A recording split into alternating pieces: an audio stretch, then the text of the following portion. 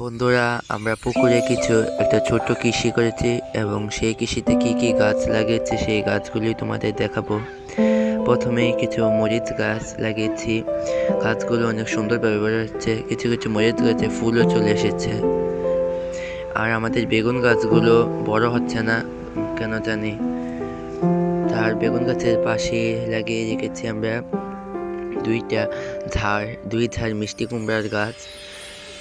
এর পাশে কিছু টমেটো গাছ। গাছগুলো অনেক সুন্দরভাবে বড় হচ্ছে। দু একটা টমেটো গাছে ফুলও চলে এসেছে। এর পাশে বরবটি গাছ লাগিয়েছি। একটা ধনিয়া ক্ষেতের ছোট্ট একটা জায়গা বানিয়ে ধনিয়া ক্ষেত করেছি। ক্ষেতের এর মাঝে আমরা কিছু ব্রকলির বীজ পুঁতেছিলাম। এই বীজগুলো থেকে চারা উঠেছে।